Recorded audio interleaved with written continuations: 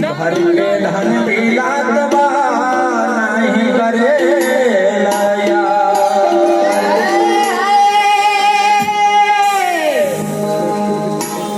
आरे सैया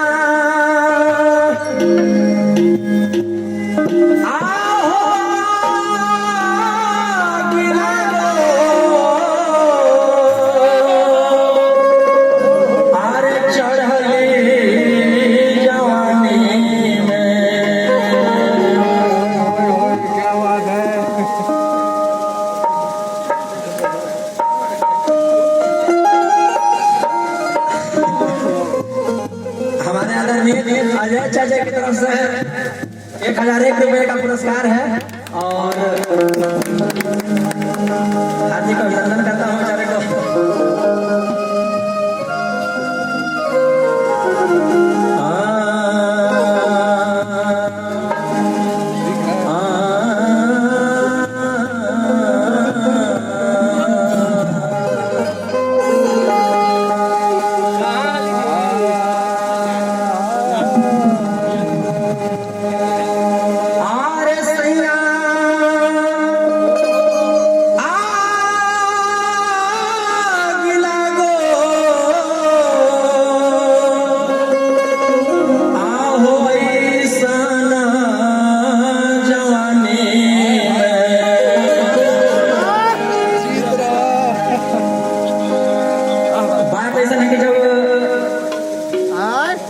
दिनेश भाई की नौकरी लगा था मेहरारू से दिन बाद होगा मैं कहीं तो वहीं से और दिन तो बड़ा खुश अभी जाके सर से नौकरी लगी थी करके लेकिन अब ना बुझाई थी कि सिपाही से नौकरी मजा का बा अरे सैया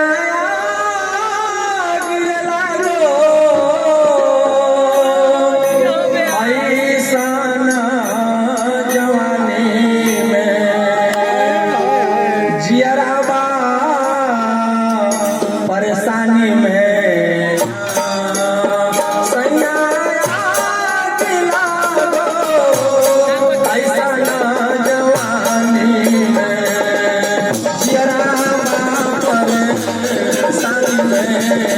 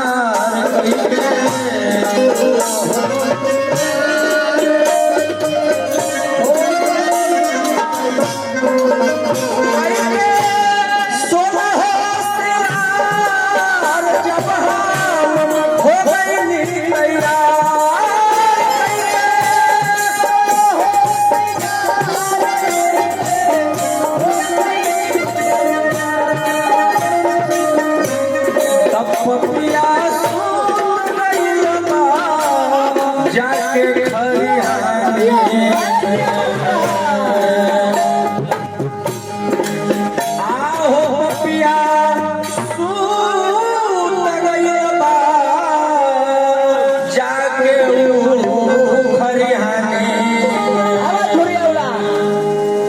अरे जियरा बा बरसानी में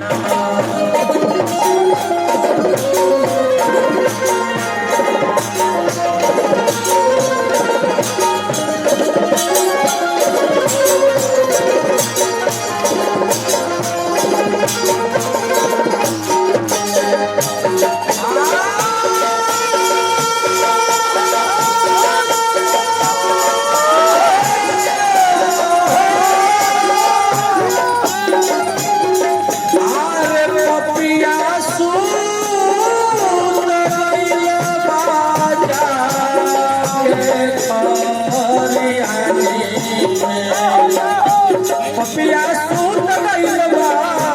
जाके खरिहानी में जियरा पर